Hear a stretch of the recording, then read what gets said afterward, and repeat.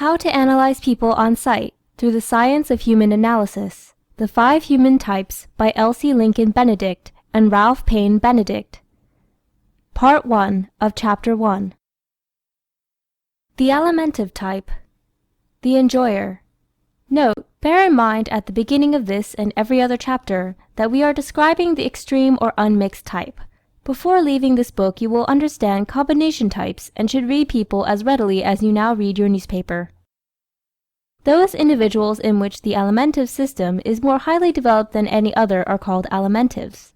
The alimentive system consists of the stomach, intestines, alimentary canal, and every part of the assimilative apparatus. Physical rotundity. A general rotundity of outline characterizes this type. He is round in every direction. Fat rolls away from his elbows, wrists, knees, and shoulders. See Chart 1. The fat, overweight individual. Soft flesh thickly padded over a small-boned body distinguishes the pure alimentive type. In men of this type the largest part of the body is around the girth. In women it is around the hips. These always indicate a large nutritive system in good working order. Fat is only surplus tissue, the amount manufactured by the assimilative system over and above the needs of the body. Fat is more soft and spongy than bone or muscle, and lends to its wearer a softer structure and appearance. Small hands and feet. Because his bones are small, the pure alimentive has small feet and small hands. How many times have you noted with surprise that the 200-pound woman had tiny feet? The inconvenience of getting around, which you have noticed in her, is due to the fact that while she has more weight to carry, she has smaller than average feet with which to do it. The pure alimentive head. A head comparatively small for the body is another characteristic of the extreme alimentive. The neck and lower part of the head are covered with rolls of fat. This gives the head the effect of spreading outward from the crown as it goes down to the neck, thus giving the neck a short, disproportionately large appearance. The round-faced person. A full-moon face with double or triple chins gives this man his baby face. See Chart 2. Look carefully at any extremely fat person, and you will see that his features are inclined to the same immaturity of form that characterizes his body. Very few fat men have long noses. Nearly all fat men and women have not only shorter, rounder noses, but shorter upper lips, fuller mouths, rounder eyes, and more youthful expressions than other people. In short, the features of childhood. The entire physical makeup of this type is modeled upon the circle. Round hands with dimples where the knuckles are supposed to be, round fingers, round feet, round waist, round limbs, sloping shoulders, curving thighs, bulging calves, wrists, and ankles. Wherever you see curves predominating in the physical outlines of any person, that person is largely of the alimentive type, and will always exhibit alimentive traits. The man of few movements. The alimentive is a man of unhurried, undulating movements.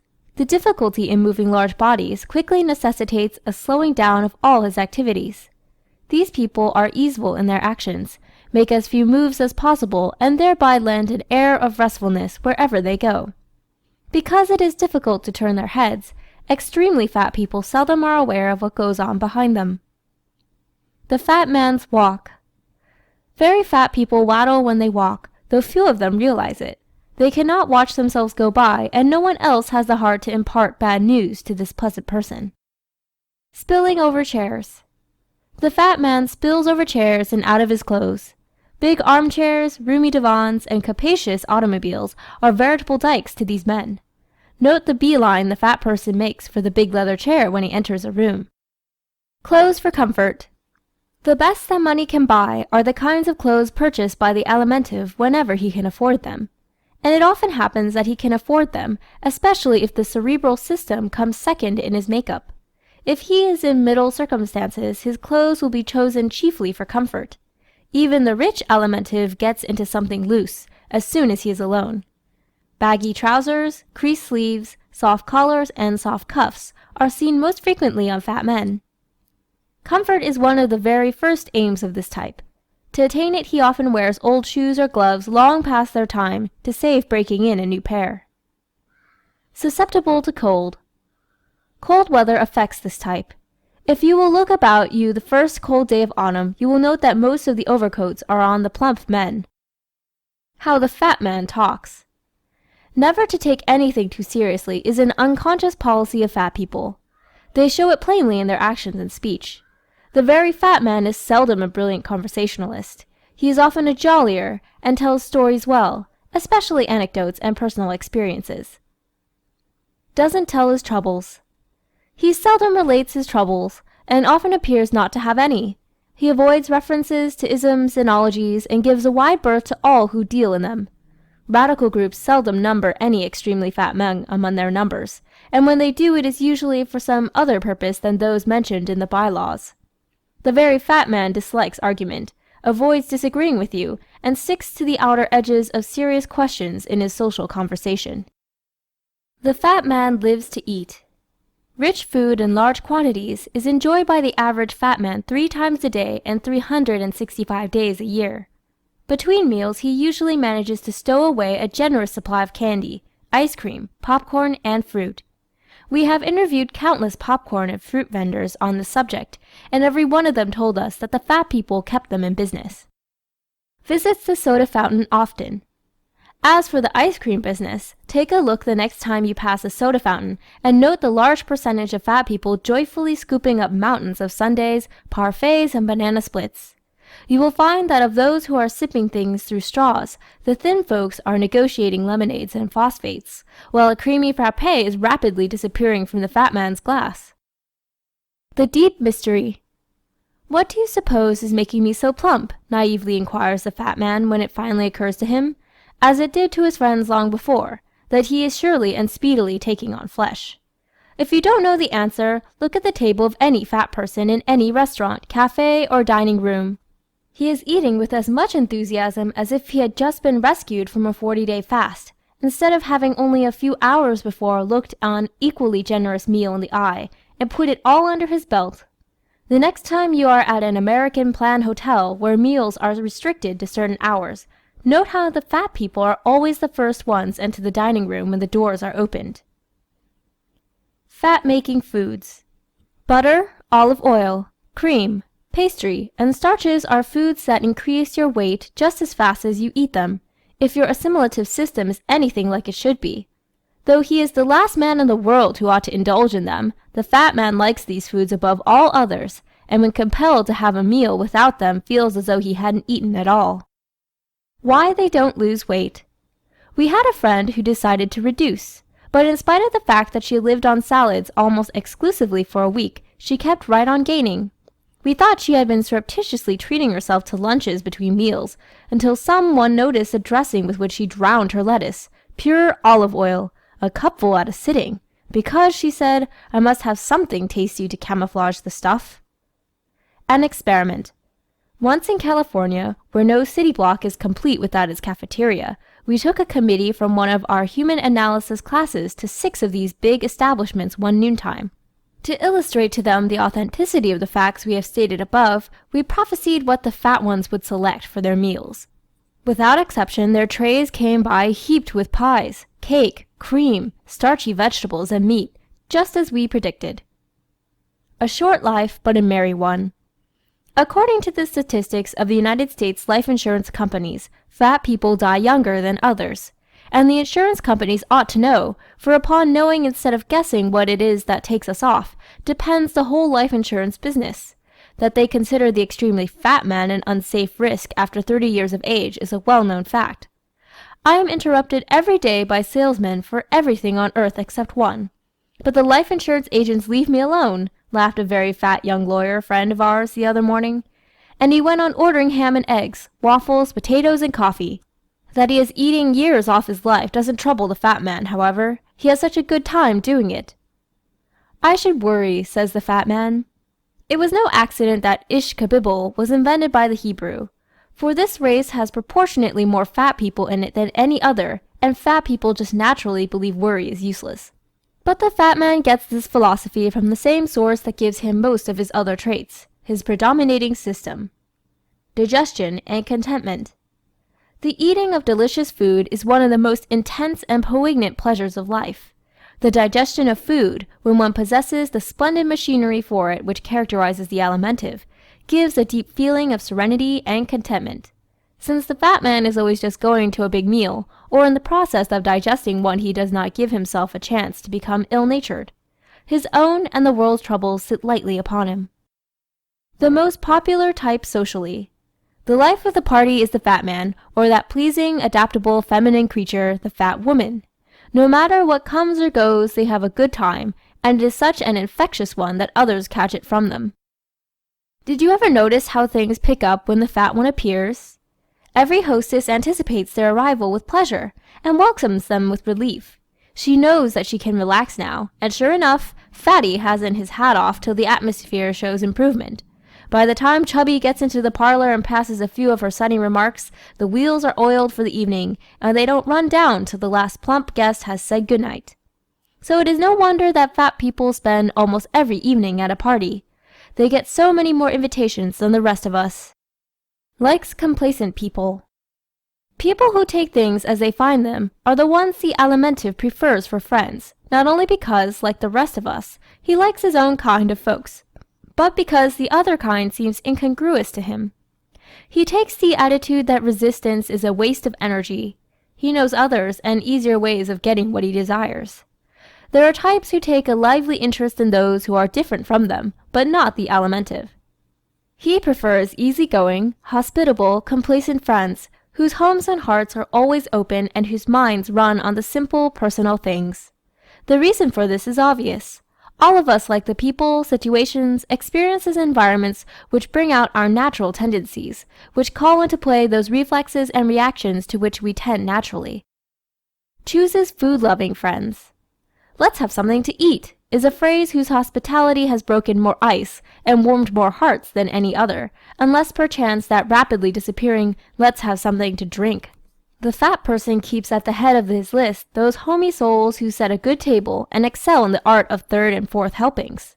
Because he is a very adaptable sort of individual, this type can reconcile himself to the other kind whenever it serves his purpose. But the tenderest spots in his heart are reserved for those who encourage him in his favorite indoor sport. When he doesn't like you. A fat man seldom dislikes anybody very hard or for very long.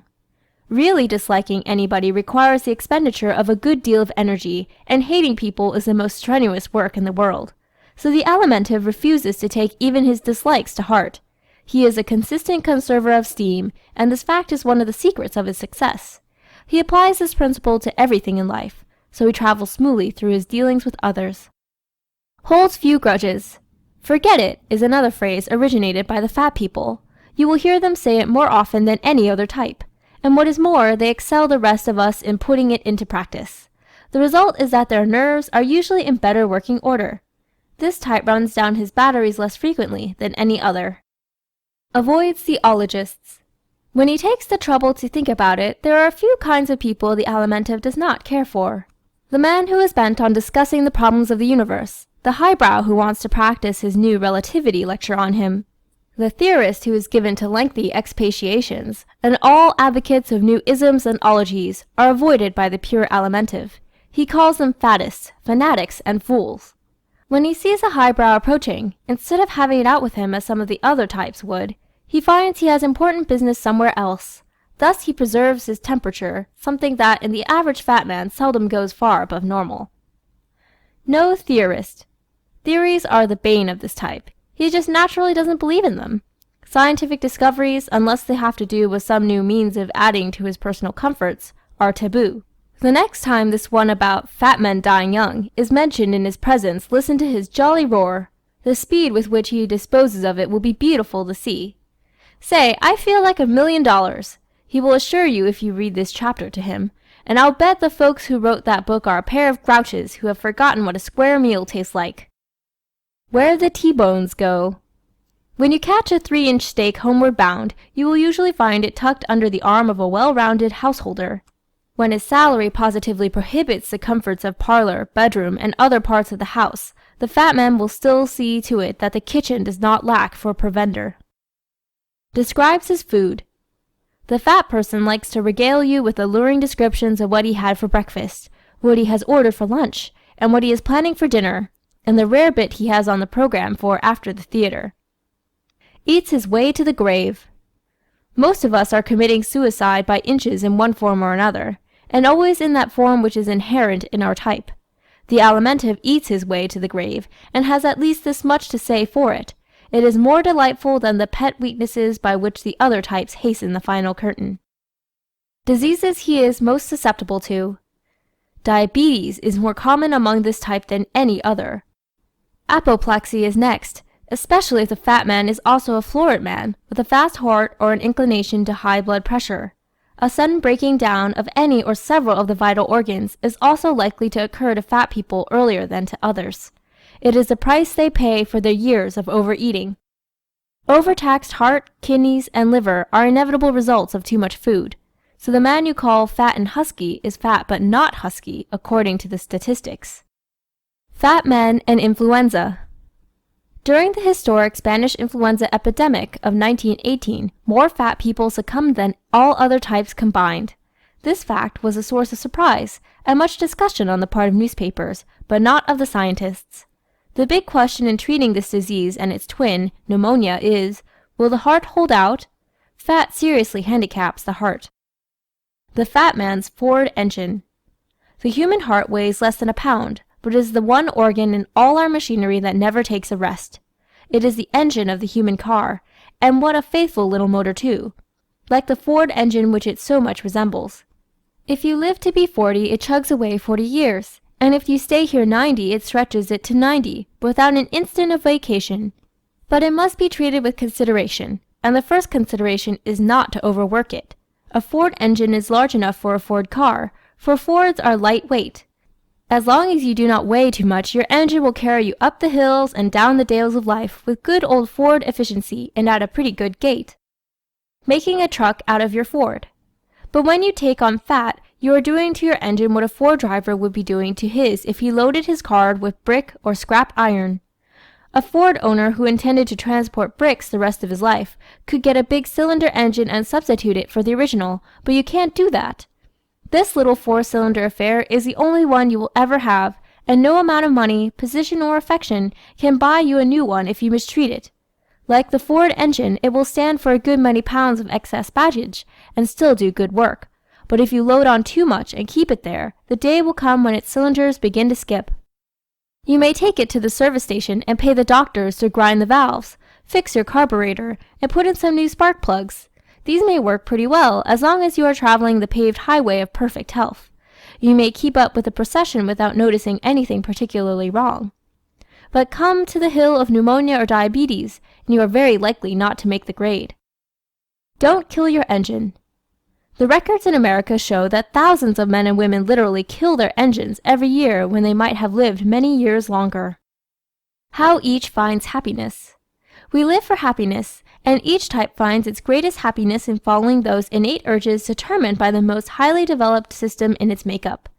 The Alimentive's disposition, nature, character, and personality are built by and around his alimentary system. He is happiest when gratifying it, and whenever he thwarts it he is miserable, just as the rest of us are when we thwart our predominant system. The world needs him. This type has so many traits needed by the world, however, and has such extreme capacity for enjoying life, that the race, not to mention himself, would profit greatly by his denying himself excessive amounts of food. Enjoyment, the keynote of this type. The good things of life, rich, abundant food, and everything that serves the personal appetites, are the cravings of this type.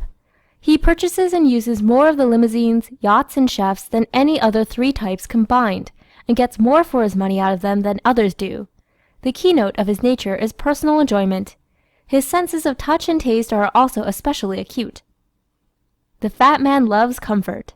You can tell a great deal about a man's type by noting for what classes of things he spends most of his extra money. The Alimentive may have no fire insurance, no Liberty bonds, no real estate, but he will have all the modern comforts he can possibly afford. Most of the world's millionaires are fat, and human analysis explains why. We make few efforts in life save to satisfy our most urgent demands, desires, and ambitions.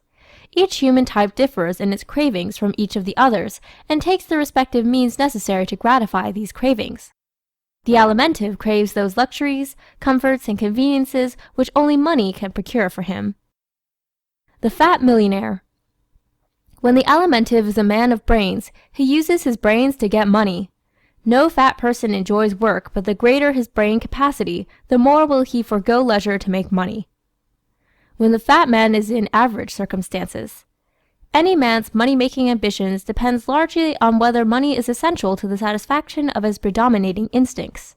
If he is fat and of average brain capacity, he will overcome his physical inertia to the point of securing for himself and his family most of the comforts of modern life. The average-brained fat man composes a large percentage of our population, and the above accounts for his deserved reputation as a generous husband and father. The fat man a good provider. The fat man will give his last cent to his wife and children for the things they desire, but he is not inclined as much as some other types to hearken to the woes of the world at large. The fat man is essentially a family man, a home man, a respectable, cottage-owning, tax-paying, peaceable citizen. Not a reformer. He inclines to the belief that other families, other communities, other classes, and other countries should work out their own salvation, and he leaves them to do it. In all charitable, philanthropic, and community drives, he gives freely, but is not lavish, nor sentimental about it. It is often a business proposition with him. When the fat man is poor. Love of ease is the fat man's worst enemy. His inherent contentment, accentuated by the inconvenience of moving about easily or quickly, constantly tempts him to let things slide. When he lacks the brain capacity for figuring out ways and means for getting things easily, he is never a great success at anything. When the extremely fat man's mentality is below the average, he often refuses to work, in which case he becomes a familiar figure around public restrooms, parks, and the cheaper hotel lobbies. Such a man finally graduates into the class of professional chair warmers. End of Part 1 of Chapter 1.